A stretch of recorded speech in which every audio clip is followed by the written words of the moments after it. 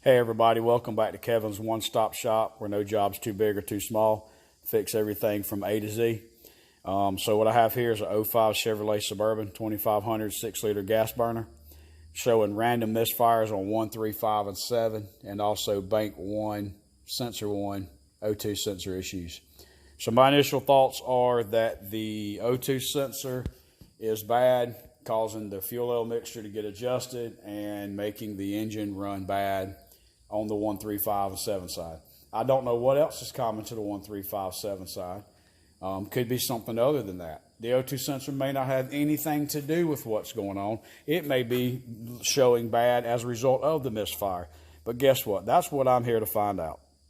So anyway, a little bit of how the O2 sensors are labeled and where they're at. I had no clue up until this point until I did a little research.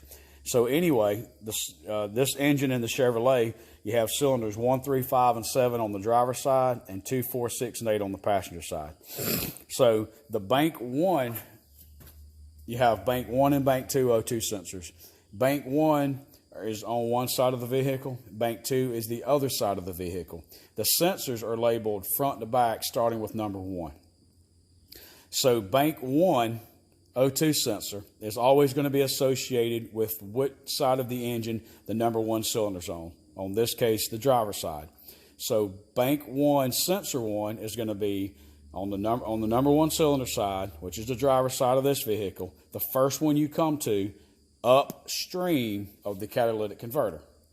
So if you was looking for bank 1 sensor 2, you would be on the number 1 cylinder side, which is the driver's side, and you would go downstream of the catalytic converter.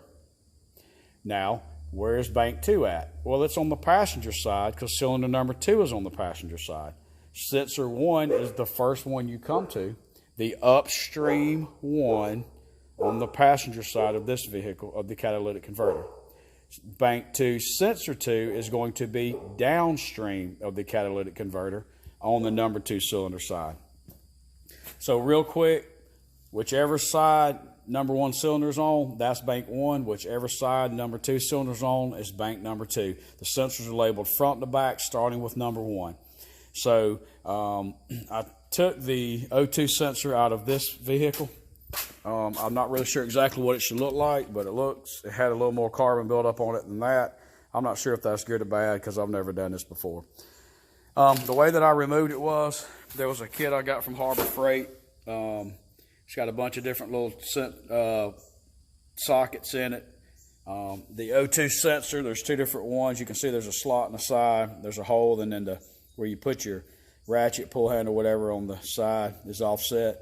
I'll explain that in a second. So the one that I used to take my O2 sensor off was this one right here. It's basically just like a socket. It's got a slot cut in the side for the wire, and then you put your pull handle right there. So I'm going to try to demonstrate the best I can by holding this camera and trying to show how this thing slides on without being under the vehicle where it's impossible to see. So give me one quick second and I'll show you how this works. All right, so you got your O2 sensor here, and you got this wire, which is going to be a problem if you just use a standard socket. I guess you could cut the wire off and use a standard socket, but how are you going to put the new one back in? So anyway, all right, so maybe this camera will stay balanced long enough for this. So anyway, so I got my O2 sensor here, and you can see the wire, and then you got this socket, as I was showing you. So basically the way this thing works is you have your O2 sensor in the exhaust manifold, and you can take this tool and you can slide over the wire.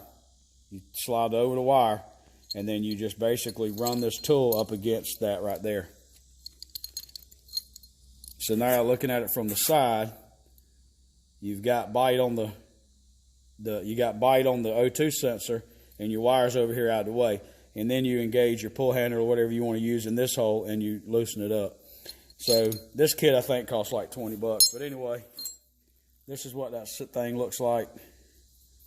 I don't know how you get it out any other way. You could always use a socket, a wrench, if you could possibly get to it. But I put this thing on there, and I put very little effort on it, and it popped right loose. So I would recommend going that route for a little bit of money it costs. So anyway, let's go ahead and put that back in, crank it up, reset the codes, and see what happens. Okay, so now I'm back in the truck. I got it running with my scanner plugged up. What do I have? It's an MD808 Pro. Somebody told me it was good. I trusted them. Seems to be working good so far. Well, if you can see here where it says misfire data, it has all 8 cylinders pulled up and they all say 0. I, of course, went ahead and reset the check engine light first and reset all the codes. And anyway, I wish I'd have thought to have shown y'all this before I reset the codes. But anyway, I had a mass airflow problem showing, multiple misfires, and then when I went to this screen, I had misfire current. I had misfire cylinder 1, 3, 5, and 7. I mean, it was like thousands of misfires. But anyway, and plus I had that O2 sensor I was telling you about. So right now, it's been running for about 5 minutes, and I hadn't seen any misfires. But anyway, there's no new codes in, and the no misfires are showing, and all I did was replace the bank 1 sensor 1 O2 sensor, which, like I said, it's on the number 1 cylinder side upstream of the catalytic converter. It looks like it must have been bad, because as of now it's not stumbling, no check engine light, no misfires. So can an O2 sensor cause multiple misfires on the same side? I would say yes. I don't know of anything else common. Please leave me some likes, dislikes, some comments in the bottom as to whether I'm on the right track, whether I'm on the wrong track, anything that I could, take moving forward. If I have something like this happen again, I would really appreciate it. Thanks everyone for watching the video. I hope this helps out, and I will see y'all the next time. Y'all have a great day.